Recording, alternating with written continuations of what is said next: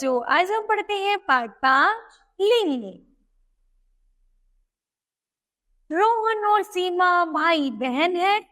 उनकी चाचा और चाची गायक और गायिका है। उनके घर गाय बैल है। गाय दूध देती है जबकि बैल खेत जोतता है। बच्चों, ऊपर आए जोड़ों में आपको क्या समान लगी? या यही कि यहाँ पर प्रत्येक जोड़े में एक स्त्री है तो एक पुरुष है। ये स्त्री पुरुष क्या है ये आप सब अपनी पिछली कक्षा में पढ़ चुके हैं। आज हम इसी विषय पर बातचीत करेंगे और पाठ को समझेंगे। आइए देखें निधि के जन्मदिन पर क्या क्या हुआ। निधि के जन्मदिन पर उसके नाना नानी, चाचा चाची, भाई बहन सभी उपस्थित थे। निधि ने अपने माता पिता को प्रणाम किया। उसने पहले मोमबत्ती जलाई, फिर केक काटा और सबके साथ नृत्य भी किया।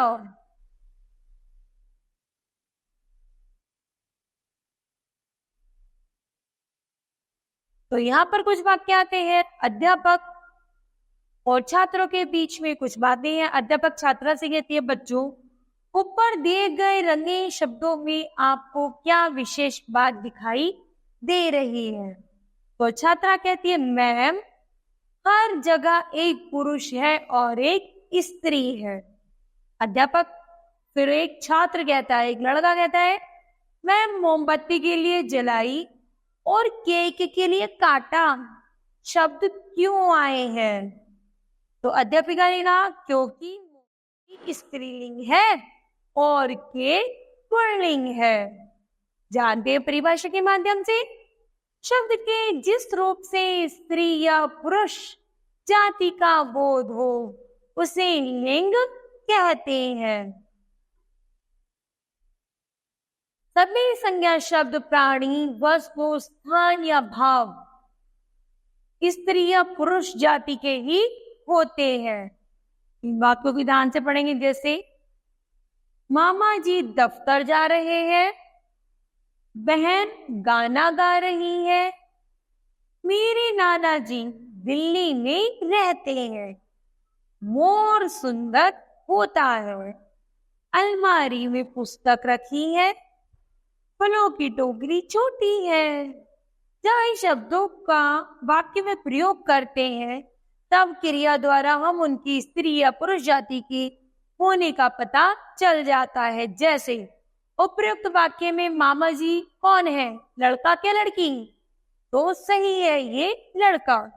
उसके बाद नाना जी, लड़का पुरुष जाति से है, मोर पुरुष जाति से है। तो इनके साथ हमेशा क्रम से क्या आता है? रहे हैं, रहते हैं और होता है लिखा गया है क्योंकि ये पुरुष जाति के हैं। बहन पुरुष पुस्तक और टोकरी के साथ क्रमशः रही है, रखी है या छोटी है लिखा गया है क्योंकि ये स्त्री जाति के हैं। अब आगे पढ़ते हैं लिंग के भेद। लिंग के निम्न दो भेद होते हैं, पुल्लिंग और स्त्रीलिंग।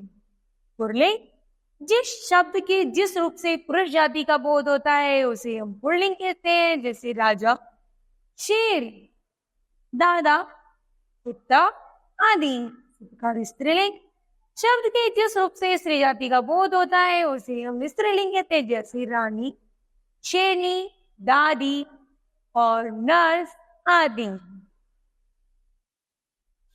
यहाँ पर कुछ शब्द है लिंग, एक पुरुष जाति से और एक स्त्री जाति से है, इसी को हम लिंग कहते हैं। चलिए पढ़ते हैं। सेठ, सेठ का सेठानी, लुहार, लुहार का लुहारिन, ससुर, ससुर का सास, वर, वर का वधू, चोर, चोर का चोरनी, डिब्बा, डिब्बा का डिबिया, छात्र, छात्र का छात्रा, बंदर, बंदर का बंदरिया, नर, नर का मादा, भाई, भाई का बहन, जाट, जाट का जाटनी, शेर, शेर का शेरनी, बूढ़ा, बुढ़िया, बेटा, बेटी। उसी के आधार पर बच्चों यहाँ पर फिर कुछ शब्द हैं जिनको आपको स्वयं पढ़ना है। तो बताइए बच्चों, आज हमने इस पाठ से क्या सीखा? तो हमने सीखा लिंग के दो भेद होते हैं, पुल्लिंग और स्त्रीलिंग। पुल्लिंग पुरुष जाति का बोध होता है, स्त्रीलिंग स्त्री जाति का बोध होता है। उसके बाद स्त्री जाति का बोध कराने वाले शब्द स्त्रीलिंग कहलाती है। जैसे यहाँ पर दो शब्द हैं, एक पुरुष जाति से और एक स्त्री जाति से, इन दोनों को मिलाकर क्या बनता है? लिंग बन जाती है। जैसे हमने यहाँ पर पढ़ा था धोबी का धोबिन, मोर का मोरनी आदि। तो बच्चों, आपको ये पाठ समझ आया होगा। धन्यवाद।